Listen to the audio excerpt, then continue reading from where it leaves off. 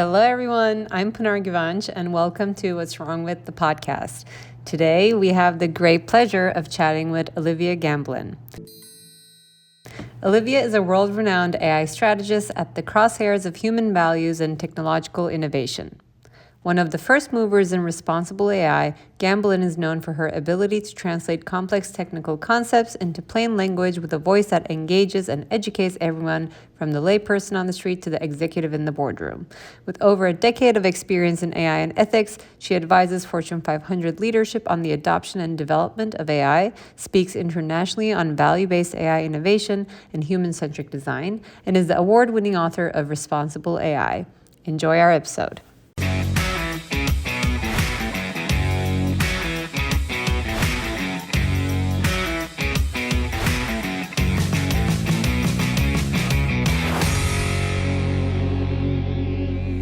Olivia, welcome. Thanks so much for having me here today, Pinar. Thank you so much for being here. I know this was long in the making, so I'm very excited for this conversation. And for our audience as well, if you can share more about your background and how you came to where you are today, that'd be lovely. You know, lately I've been asking myself how in the world I got here. So I feel like this should just be the normal bio opening, but I'm like, I know, it turns into an existential question sometimes. Like, why are you here, Olivia? right. It's also been one of those days where I've had some great conversations, but in those conversations, I'm like, how did I get here? Anyway, the boilerplate of it, I'm an ethicist. I come from a background of philosophy and ethics, so a little bit non-traditional in the world of AI, but I grew up in tech. I grew up outside of San Francisco, so I like to say I'm fluent in techie. It was my first second language that I learned. And the combination of AI and ethics was such a natural point for me that when I first ran across the field, I my stubbornness kicked in and I said, well, this is what I'm going to do. And that was almost 10 years ago now. So I've been at work both building a company, an industry, a profession, what have you, all at once. Again, this is where the stubbornness kicks in, but it's been a fantastic journey. But yes, the root of it all, I'm an ethicist. And we can't have enough of you in the field, frankly. And tell us more about the company you also put together. And I actually came across you through your book as well. So if you can mention a bit of those two, that would be great. Right, you're doing a much better job at selling me than I am. I'm like, oh, I do things. I float around. I wear a couple different hats. So I've got a company called Ethical Intelligence. We specialize in training and education. Right now, we're focusing on AI literacy for non-technical professionals, but we also have got an entire community behind it. That company really focuses on the human-centric design in AI. So how do we develop and design AI in a way that puts the human at the center of it? It's definitely rooted in the responsible AI field. I also consult and speak under my own name. So you can find me on stage very, very often speaking on these subjects. And through that side as well, I have written a book called Responsible AI, Implement an Ethical Approach in Your Organization. It's a longer subtitle. I'm working on the second book now, but I do a lot of thought leadership in this space. I know exactly. I do a lot of thought leadership in this space. And so I guess one hat, I'm a responsible AI practitioner. I build out strategies for companies that are looking for essentially the human side to their AI enablement. And then with the other hat, I am an AI ethicist, and I do a lot of thought leadership and research on what it means to, be human in the age of AI. Amazing. Okay. So then now my follow-up question is going to be related to, I guess, a little bit all of your hats. So um, we often like reframing when we say responsible AI, AI and our responsibilities, or ethical AI, AI and practice of ethics, so that it feels more actionable in some ways. And I'm curious, when we talk about, let's say, AI and responsibilities, right? What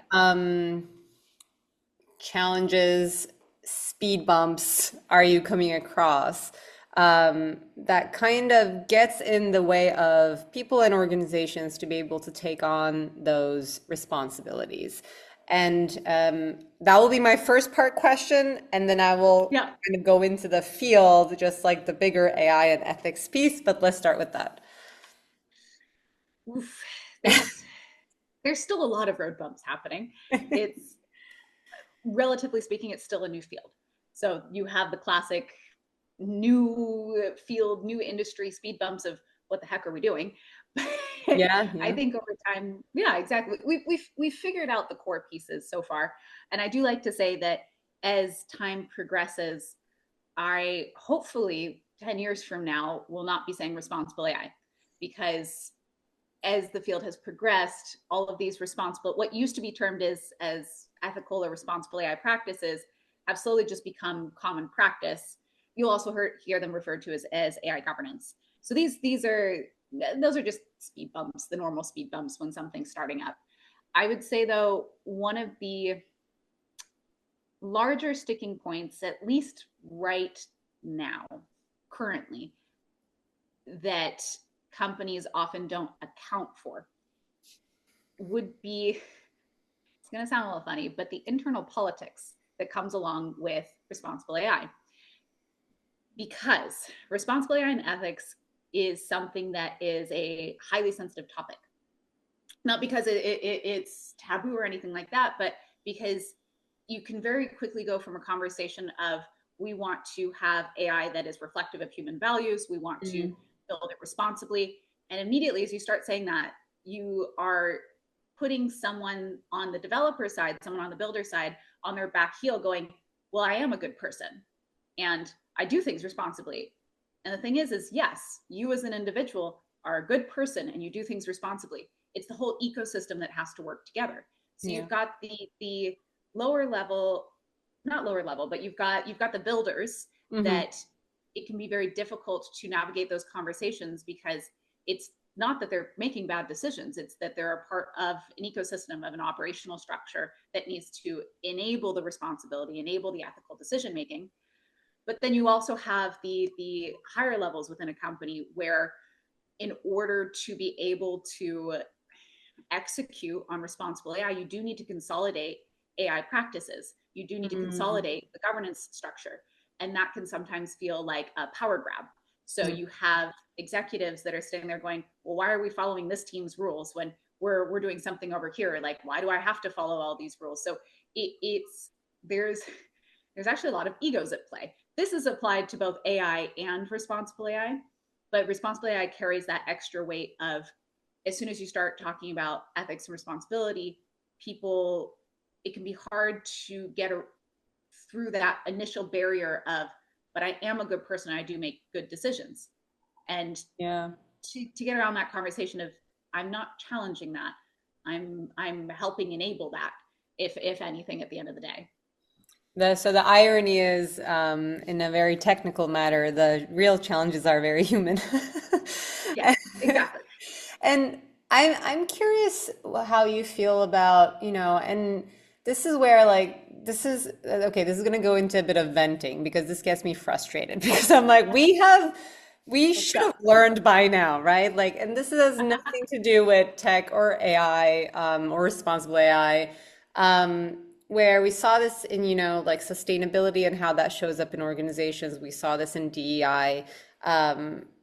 When like these topics get kind of pushed into its own bubble, its own department, its own teams, that then you are by design positioned to, oh, I need to now like work with this team and they're telling me to do this. So that like inner politics and egos, whatever, like that already starts getting triggered by Yeah. simply the organizational structure design, right? And then we see this now in like safety, ethics, integrity, whatever it's called within the organization space too. These teams kind of are their own teams, and then they work well either with like other teams or don't work well for various reasons. Other teams might feel like, okay, they're slowing us down. this is like we can't really work with them. Let's invite them the last minute to the table, right? Because we don't want to be slowed down. Um, and then those teams being frustrated by not being like looped in all stages are kind of like angry at these, like so we, and just because of the structure, we kind of like set up people, I don't want to say to fail, but Mhm. repeat some of the challenges we have experienced in other newer areas in organizations, right? And as a participatory design practitioner, for me, is like, well, why aren't we like doing this in a co-creative way from the beginning? Like that's just, but just because it's common sense, I understand it's not common practice. But what I'm curious about, like, is how do you feel of the positioning of the teams that are kind of accountable, responsible, leading the conversations in responsibility, and how should they show up in an Mhm. organizational context to get in the way of this like inner politics? Because inner politics, like that is kind of the answer for like any challenge we have in the organization. No kidding. So I'm like, is this even like AI we're talking about? But yeah, I'm very curious in what you've seen, from what you've seen as well. What, in that organizational structure, maybe what is really not working. Yeah, yeah. Where do I start? I think depending on size of company and industry and everything, you can end up with very siloed teams. So in those cases, you've got responsible AI teams or even individuals that are disconnected from the actual production or use of AI and are almost siloed away from the pressures that the AI teams are facing. So you have to be aware of those pressures. You have to understand that the engineers and developers, they're on a strict deadline and they are being pressured to push something into production. And that's something you have to work with. That's not something that you can stand in the way of. I've had it plenty of times where I gather a bunch of stakeholders onto a call and I'm immediately setting the tone of, we're not pausing the project. This isn't getting derailed. We have a Mm, few key challenges left to solve before this goes to production. But I phrase it as like they're technical problems or they are right. feasibility problems. It's not that we are pumping the brakes on it. So that's something that can often happen, especially when you have responsible AI teams in a silo and they're unaware of the pressures that the AI teams are facing. You have to deal with those. I would say another piece there is in responsible AI, we have too many frameworks. There are so many frameworks out there. You can find them left, right, and center. And taking a framework off the shelf and then trying to get a team to follow it, good luck. So it's this this is coming from the responsible AI side. Like you have to spend the time sitting with the teams that you're trying to work with. You're trying to get to follow a certain workflow or even check a box on some Yeah. questionnaire. You have to understand where they're coming from and their mindset so that you can help fit whatever it is, that framework or intention that you're coming with, to what their needs are.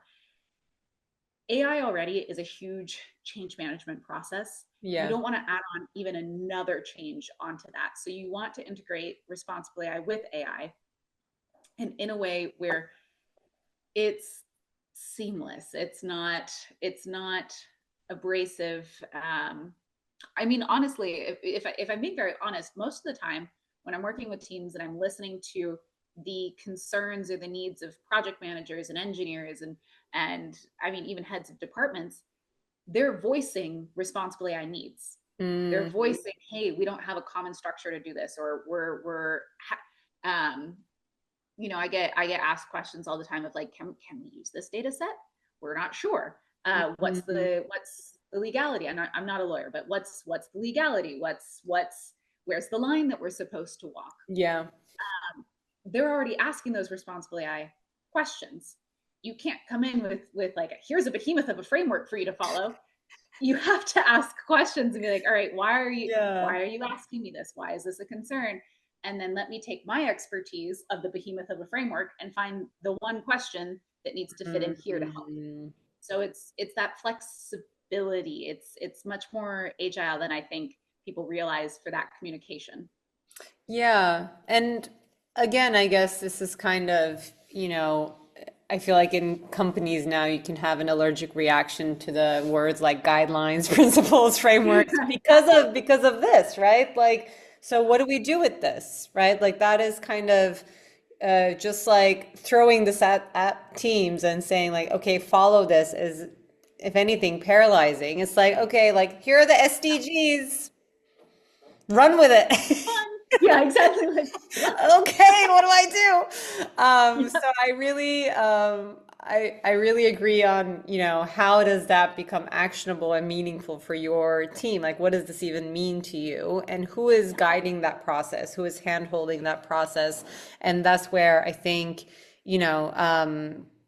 a person like you is great to have to facilitate also that conversation. And I think I see the great value of having almost like this external person to also Yeah. facilitate that conversation and no other department trying to lead that conversation. Do you feel like you get looped into the conversation too late, or do you feel like organizations I mean, there was a laugh, so I'm thinking Yep. sometimes.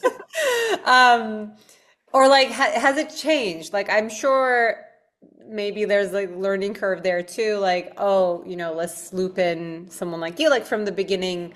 But yeah, what are your experiences on that? Well, it's definitely morphed over the years. I would say probably about 5, 6 years ago, I was brought in past the last minute and they're Oh like, my so this God. is ethical, right? And I'm like, "Ay, okay, this is not the right question to ask. This is not the right time that I need to be in here. What the heck is this?" Like it was far beyond last minute to the point Yeah. where I couldn't really do anything. Nowadays, I would say I'm still brought in slightly later than I would want to be. I think including someone like me from the very start, that very first conversation when you're first scoping a project or scoping a use Mm, case, that's ideal because then I'm listening from the very start, able to catch, hey, okay, that feature is in misalignment with our principles, or here's a guideline, or here's the red line. You're asking where the red line is. Here's the red line. You've mm, got to, if you look at it from this perspective, we're missing like this other important component. So ideally, I'm brought in at that start. Does that always happen? Not necessarily, but I find now that there's more education and awareness around responsible AI. It's more and more happening where I am at the start. I think give another 5 years and that's just going to be common practice.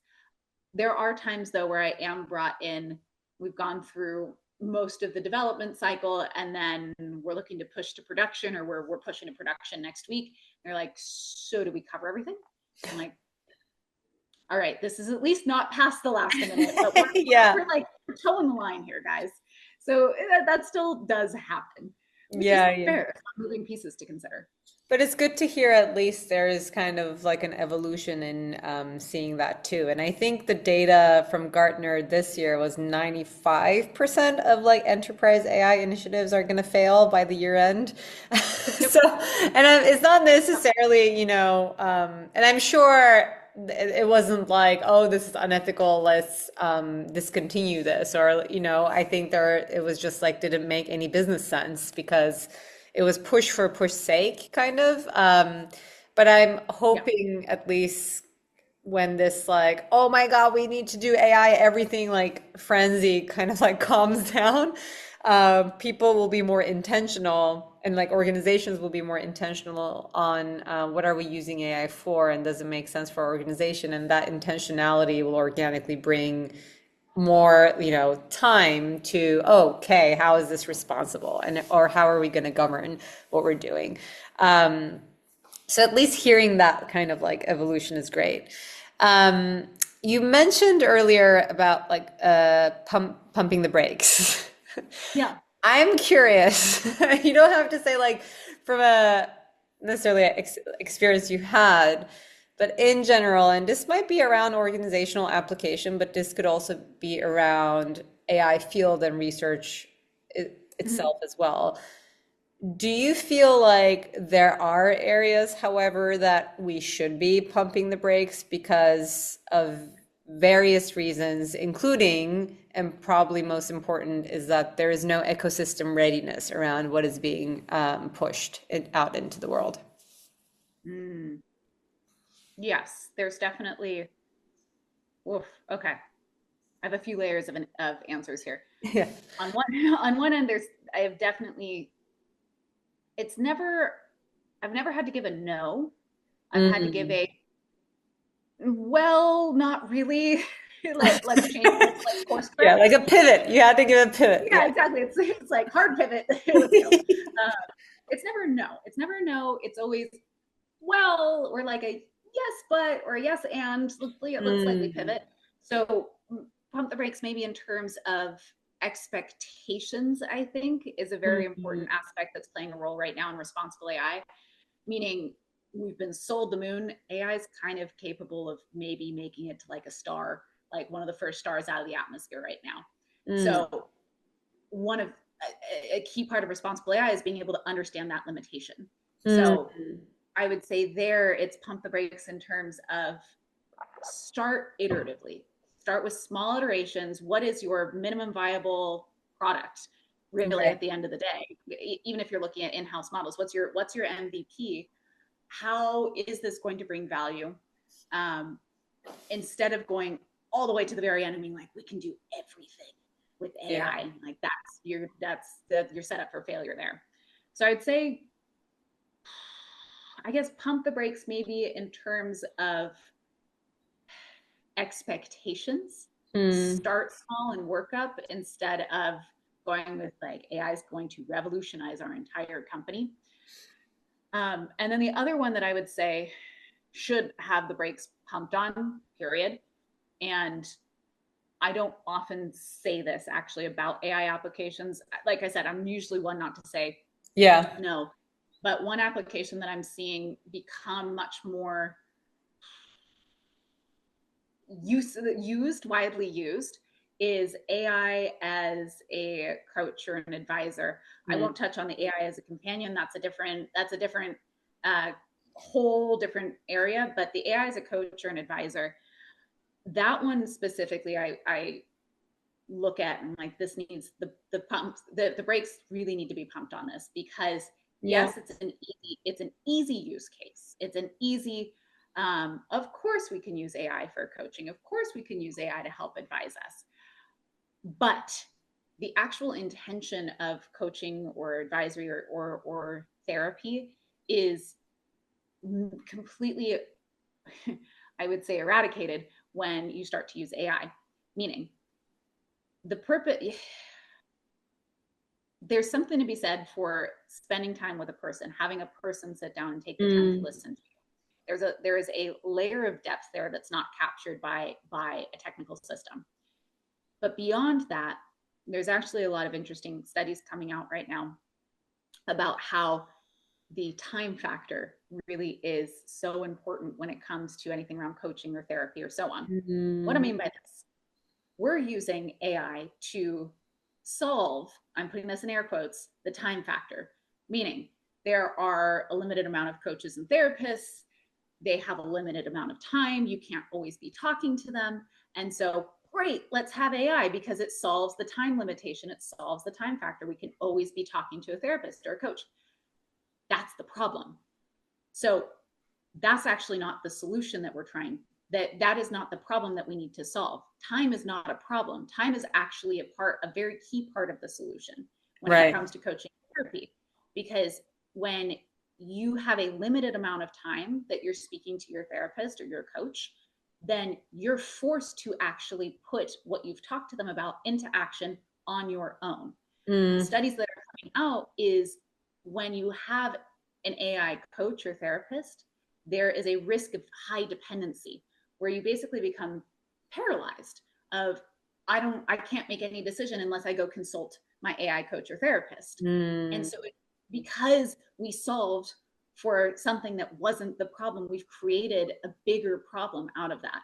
So for many more reasons as well, but I think I'll just focus on that one for now. I would say AI as a coach or a therapist pump the brakes on it. It's we're trying to solve for a problem that is not actually a problem in that space by using AI with it. And all we're doing is creating bigger, more substantial problems because of it. Yeah, I was having this conversation with my students a couple months ago, and majority of them use likes of ChatGPT as a therapist. And when I ask why, obviously number one is the financial burden of being able to afford therapy. But number two is also like there is this sense of like it gets me, where you're like, I mean, a therapist is not supposed to get you. They need to guide you in the way that you need to be guided. And, like I think historically we should know, well, like just because we want something doesn't mean we really need it, or just because we can do something doesn't mean we should, right? We don't necessarily always opt in what's best for us, from like food to habits to, again, therapy practices. And I understand, obviously, it's like that's why I was asking around like ecosystem readiness, right? Like, this is not just about Yeah. tech, it's multiple. Like, we became this like generations of like instant gratification. And this happened because of many other things over the past 20, Yeah. 25 years. There's that. There is affordability is a huge, its own economic challenge problem especially in the United States. And then you couple those with then what's being put out there, and suddenly it's like feeding off of all these other problems, right? And that's why I'm kind of like conflicted with, and would love to get your thoughts on this too, in these like general purpose tools that are deployed out into the world, right? And I Mhm. think going back to ethics, there's a very utilitarian argument around there, like, oh, the benefits outweigh the bad, right? And but you're kind of like also hinting to like at what cost? We don't even really understand, like you mentioned the time aspect. Like I'm very currently, especially in how things are being deployed, not really fond of agents. And I was like listening to a conversation of someone in like UK talking about, oh, like my agent did my Tesco shopping. And I'm like, the life skills you learn from simply going to shopping. Yeah. We don't even understand, the cost of like giving away all these like life skills we accumulate over time from like, Yeah. and those like things kind of feeding into bigger characteristics or skills that we have, like patience or resilience, right? And like Mhm. so I'm very conflicted because I don't think we understand or even like are able to accumulate what is it going to cost us at the end. So how can we Yeah. say the benefits also outweigh about something we don't even understand?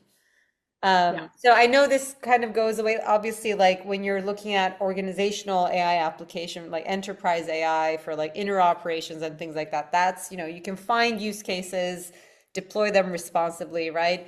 Um, but I'm curious, like your thoughts on kind of these tools just being put out into the world, kind of like use it however you like. That's what social media did, right? Like years ago. And we kind Yep. of, Yep. I think we have caught up on kind of the consequences of that. Not that we have been able to like address all the issues around it. Um, but I'm curious your thoughts on, we saw kind of what like the damage on social media has been. And now there's like policies around it, especially for more vulnerable or youth. Like we're seeing more and more action. People are kind of, more mindful about their like social media usage. So we see that Yeah. growing, but that took us like years. And I'm Yes. curious how like do is it like with AI, because AI, in contrary to social media, first of all, it's kind of like this intelligence that we're communicating with, right? And it's Mhm. also the way it grows, it's uncomparable to any other technology we had in the past. So I'm wondering, when I talk about this with other like professionals, they give me kind of analogies from the past, like, we did this wrong and then we course corrected and we started to do this, where in some cases you kind of see how still we were quite late, like industrial revolution, a lot of, bad implications on climate change. We're very aware of it Yeah. now and we're taking action, but clearly, we're not doing enough, or like we're maybe too late in some ways, and I'm Yeah. wondering, are we gonna be too late? Like, so this is my like bigger AI and ethics, right? Like, could we really address the ethics later, or could we deem something at the present isn't more like utilitarian perspective is ethical if we can't really understand what we're putting out into the world? Mm, This is gosh. like a Okay. This is conversation of like existential questions. Like, exactly. Olivia, Hey, it's is part it of it. worth Yeah. living? You're like, so what does this all mean? No, Exactly. there's so many different layers here. So, oof. Okay. Where do I want to start? Let me start and work backwards. So one of the things that you said there is asking that question of, is it ethical or not? Mhm. So one of the misconceptions in ethics is that it is black and white, that something can be, it's either ethical or it's not ethical. Ethics sits on a spectrum, or at least from my field of ethics, it sits on a spectrum. I'm not utilitarian, I'm not deontological, I don't come from those schools of thought, which are very black and white. Yeah. Deontological, you're following rules. Yes, no. Did you follow it? Yes, you're ethical. Did you not follow it? No, you're not ethical. Utilitarian, did you get the greatest amount of good for the greatest amount of people? Yes, very great. You're ethical. You caused a bunch of damage? No, you're not ethical. Okay, fine. I come from a school of thought known as virtue ethics, which looks at having the right amount of what are called virtues at the right time for the right person. It's a lot harder to pin down. It's kind of like you're finding the golden mean across all of these Mhm. different axes. So it's harder to pin down in the world of technology, but I think is more reflective of how we actually live as people. Mm. So for something like, I could ask you, are you courageous? In some cases, you could have too much courage. You're trying to fight a lion. I don't know why, but you're trying to fight a lion. Great. You're rash. You've gone too far. Versus you could be running and hiding away from a mouse. All right, you're a coward. You don't have enough courage in that moment. You're trying to find the right amount of courage for you, Pinar, at this moment in time. So you're finding the balance, and that's how you understand where you fit. So ethics fits much more in this gray area. So when you're asking if something is ethical or not, you can always misuse a piece of technology, Mm. always, point blank. There's always that potential to cause harm. And there are a lot of existential questions and little Freudian slip there. I almost said crises. There are a lot of existential crises that I'll lean into it, that AI is bringing to the world stage. Yes, but I think having this strict black and white thinking causes a lot of paralysis. Mm. That's my favorite word today. A lot of paralysis in AI, because we're like, well, we either have to be all good or all bad, and there's no Mm. in between. When really everything sits in between, and what we're trying to do is move closer towards the good, closer towards the values that we want to represent. We're trying to get closer and closer there. Mm. So, first layer. Next layer in, when we're thinking about these, or next layer up, we're going existential again. When we're thinking about these technologies and not really understanding the true cost of them as they are in this moment, I think there's a lot to be said for that. There are a lot of life skills that we, for example, you and I, we haven't been around we haven't been around the sun too many times, but we've been around enough that we've had the chance to learn these life skills. So going to the grocery store, I actually personally love going to the grocery store. I don't know what it is about it. It's like it's like my little happy place. Weird fun fact. But we've learned those life skills. We've had that chance to do that. The younger generations, this is the time that they learn those life skills, and yet will they have the opportunity to? You're completely right. We don't know what the cost of that lack of opportunity to learn life skills are. We also see, though, with younger generations, kind of a rebellion and going more analog again, out Mm. of that frustration of just wanting to be less constantly connected. So I think we are going to be faced with costs, unforeseen costs. But also at the same time, I see we as people, we do adapt. So I still have hope. I don't go as doom and gloom. It's more of, yes, these are going to be some heavy costs, whichever way we're going to look at it. I think we are looking at having some heavy costs come down the line, but how much we're going to suffer, it depends on our resilience. And Mm. as long as we focus, as long as we keep that resilience, that's really what I think is maybe potentially the big, okay, this is fun to think out loud on this one. That might be one of the biggest existential threats. If AI starts eroding our sense of resilience Yeah. as a society as a whole, as individuals, that's where we start to run into danger, because we as people, we are resilient. We find solutions, we figure out how to move forward. Our environment changes all the time. Great, let's figure it out. Yeah. If we lose that part and we're completely reliant on the technology of like the paralysis around having an AI therapist and not being resilient in your day to day, Right. Right. that's where I think some of the potential biggest costs are hidden behind what this technology is. Yeah, I think I agree with you. I was listening to this psychologist who talked about, when we were younger, our generation, we would like want to watch a movie, so we would go to a Blockbuster and like try to find a DVD of the movie that we want to watch, and they may or may not have it. And if they don't have it, you deal with it, and you come back next week and you try to like, watch again.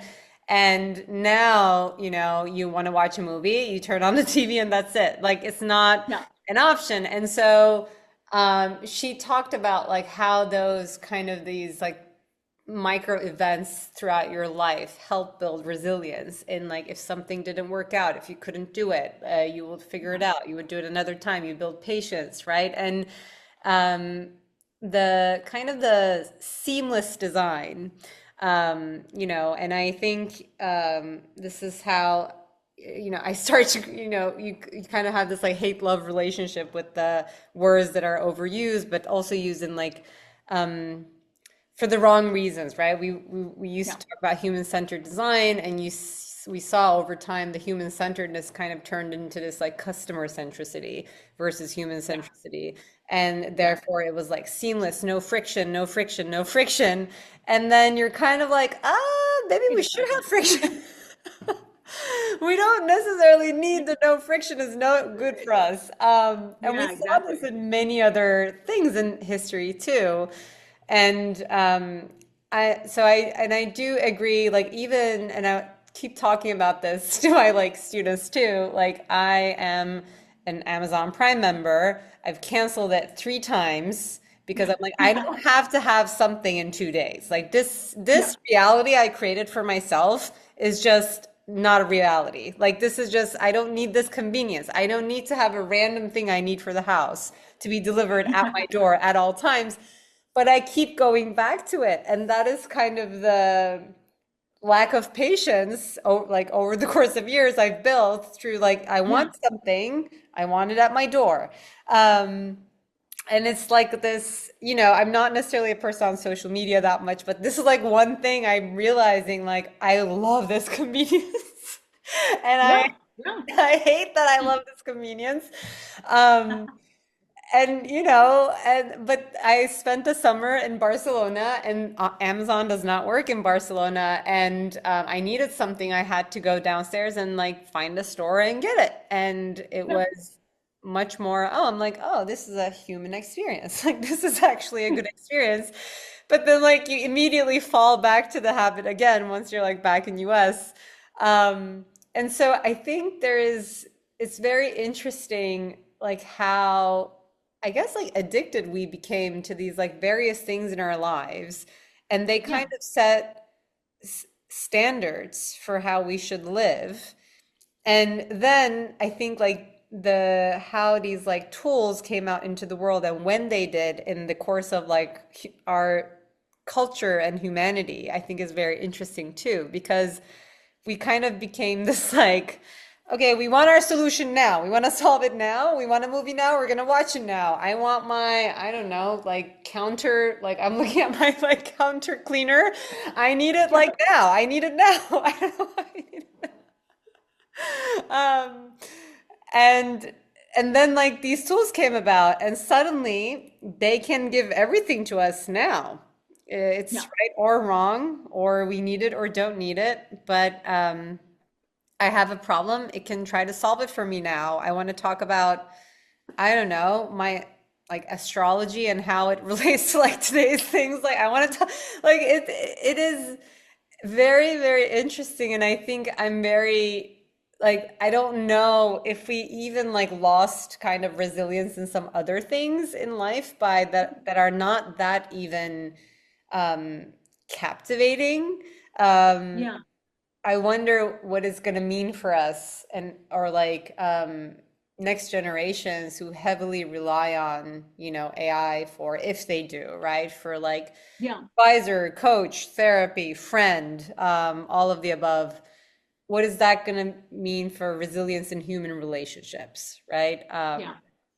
And I mean, it's very it's to your point, like I think crisis is the right right word because I don't think it's gonna be like the costs are gonna be bad and mildly bad in here. I think like the benefits, there could be massive benefits for us, Yeah. and there could be, you know, massive downfall, some things too. Yeah. Um, which is why, you know, in systems theory, we talk about systems need to grow and evolve slowly to be able to also like build more responsibly, right? Or to kind of understand how it needs to grow over time and self-correct as well. Yeah. So that speed, the push we currently see today, I, I'm wondering how much is that going to allow us to be able to like really, to your point, the time is essential to process, to marinate, to digest things, right? In like therapy. And that Yeah. time also is necessary for evolution. And I guess it's yet to be seen the cost of let's evolve overnight. Um, what's it going to do to us? And I guess Yeah. with that too, and not to like going back to like moving us out from like paralysis, right? Like, will we ever? um, what are some like good practices on a professional level, right? And this is, I think, like this is also I'm glad I'm asking an ethicist this because, you know, corporations may not have necessarily ethics, but professions do, right? So as what does personal ethics and or like a team ethics or responsibility, what does that look like? Because we can only do at least what we can and what's in our control. Like, so what are some good practices of that today? Yeah. So this is both applicable for the individual, for a team, for a company, is to set down your values. Don't Mm, assume that you know them for your own self. Don't assume that your team is functioning on the same values or your company values make sense to your employees or so on. You want to get your I focus on values, but you know, your ethical principles, whatever you want to call them. yeah. What are your guiding points? It's kind Hmm. of like, what are the directions on my compass and how Mm, am I going to follow these? Um, Without those, it becomes very easy to get lost in all of the noise. And this is really what an ethicist does at the root. What we do is we identify the values that are necessary and important, and then we are analyzing whether or not the decisions and actions and so on being taken are reflective of those values. Are we getting closer to those values or are we getting further away from them? So I guess I'll give you an example from my own life, and specifically since we're talking about time, it's a concept. Time is this concept, the space-time continuum. I've been mulling over that the factor of time a lot recently. very much reflective of that need of, we need to have this now, we need to have this now. I'm like, well, I think there's a lot more value in time than we're giving it. And I've been thinking about this through the lens of an artist, of one of the reasons that we appreciate great art is actually because of the time it takes to execute it and the time it takes to get to that level of skill. Yeah. Time becomes part of that value and part of that currency in a way. So I'm looking at time through that lens, and then I'm looking at it as well as this thing of intention. So if time is one of the most valuable things that I have, it's, I don't know how much of it I have in my entire life, and it is something that will run out. It's something that I'm never going to be able to replenish. I have a set amount of time here. That is one of the most valuable things that I have in my life. Then how am I spending it? I want to be intentional. And when I'm spending it trying to do 20 things at once and I'm not fully there and present in what I'm doing, if I'm not being intentional with where I'm putting my time, then I feel like I am getting further away from that value of intentionality for me, or that value, or value, even valuing time as its own thing. I'm making decisions when I'm for example, scrolling through social media and having Netflix on the side and I don't know, cooking, like just doing 20 things at once. I noticed that I haven't actually done any of the three fully. I haven't intentionally been there and focused on it. I've been split in many directions. And yeah, I did more things, but did I really sink into depth on those things? Not really sure. Anyway, I'm starting to wax poetic here, but the whole, as an ethicist and as a practice and something that you can do in your daily life, is set those values. They're your intentions. What are the values that are going to define your relationship with technology? And what are the values that are going to define your team's approach to building or using AI, your company's approach, your community? What do you want to get out of it? Not what you want the AI to do. And I have to stress this again. It's not what you want the AI to do. It's what you want yourself to be able to do. So, okay, last little bit of the monologue. So I specialize in something called ethics by design, but I look at it at a very specific, or I'm helping develop a very specific practice around values-based AI innovation. What that does is I'm not looking to design AI that exhibits specific values. It's going to be a little bit of a mind flip for a second here. I'm not trying to make the AI ethical or give it specific values. I'm trying to understand what AI is needed so that a person experiences those values. The best way to put this is, I don't want AI to be curious. I could care less if AI is curious. I want to be curious. I want to be the one that experiences curiosity at the end of the day. So how do I design AI, not that it's curious, but that it enables my curiosity? And so it's that kind of flip in sentiment also that you bring to that relationship with the technology. How do I experience this value? Not how does AI exhibit it? How do I experience it with AI as a part of that equation? Monologue done. No, I love that framing because it goes back to the human first. Like the tech is here to augment whatever we're doing and not necessarily replace, or human is not the, facilitator of like tech. And we often, and going back to time, we talk a lot about process versus output these days, and there's so much by simply doing and going through something we learn and experience. And I think the more and more we try to like delegate to AI, the less intentionality we have in the process. And therefore we don't even know what we missed out on, right? I run this exercise with like LLMs on like a book I read. I have it like summarize it for me. Yeah. And it's so dead obvious that the insights that I landed on from reading that book is so not comparable to the Yeah. summary that it gives me, right? Because I have my own lived experience, and how I'm going to interpret what I'm reading is not going to be this like analytical synopsis of that reading. It is great, to summarize a text that you haven't read, but I think that like the synthesis only happens through intentionality, and that's like the ultimate human experience, right? Like we learn as we do and experience and go through things. No, So I love that framing because it also kind of starts help trickling down, like, okay, what is AI then doing for us? What is its role? When is it going to show up? Like it helps designing the process once you like define that from the beginning. no. So that's a beautiful way to frame it and kind of like framing the existential venting, Yeah. whatever I did, not even a question like before you came in. Um, and that was also beautiful advice, I think, for people like AI users or like organizations, right? To as a starting point, or even like define your day-to-day habits around AI.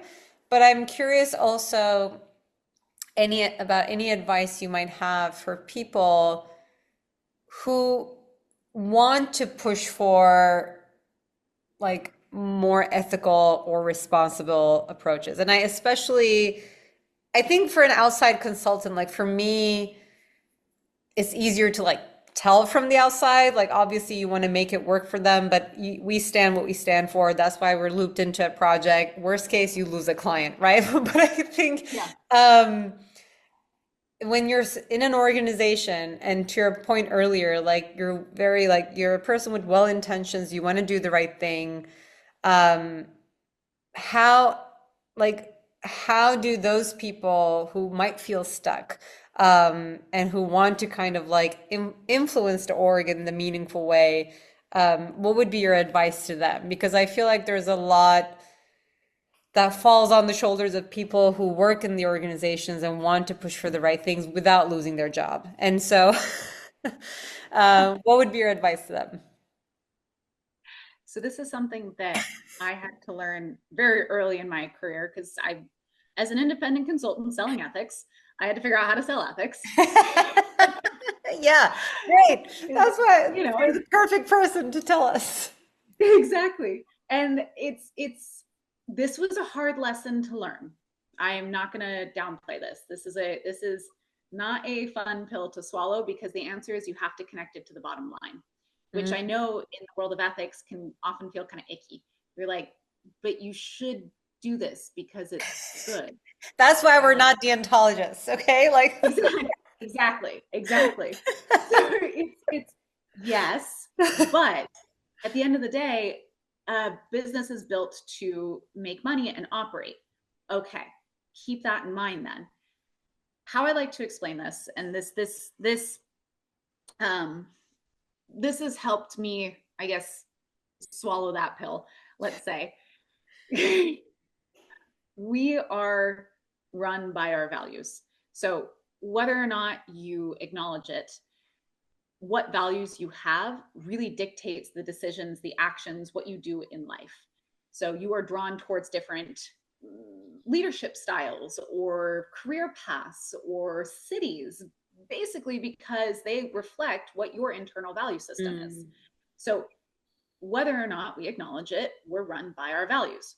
Okay, if we're run by our values, if this is kind of like the let's say the physics of the unseen world, then we need to work with that. You have to lean into it. You have to play to it. Otherwise, you're kind of going you're counterproductive. You're going against the grain. So keeping that in the back of your mind, if you're thinking about in terms of being internal to a company and you want more ethical practices or you're trying to advocate for a very specific value or so on, looking at, well, how does this connect to the bottom line? How does this help promote mm, that bottom line or make a stronger product or anything? You're not selling out. You're not selling out ethics. What you're doing is you're tapping into a very real force that has a playing factor on the success of an AI. I'll give one concrete example because I know that was very high level, but the value of fairness, for example, everyone wants fairness, right? It's also a very tricky value to work with, but everyone wants fairness. Cool. yeah. You want fairness because it is the right and good thing. You want a just system. You want something that has equal opportunity, outcome, who knows what your definition of fairness is, but it is the right thing to do. Yes, you cannot sell that. That will not get anywhere. Not because it doesn't matter. And that's what I need to stress. It's not that that doesn't matter. It's that that doesn't resonate when everyone's freaking out about making a timeline. Instead, when you're looking at fairness, great. Okay, let's say we're putting out a simple, actually, we'll use a thinly veiled example here. You're putting out a health app, right?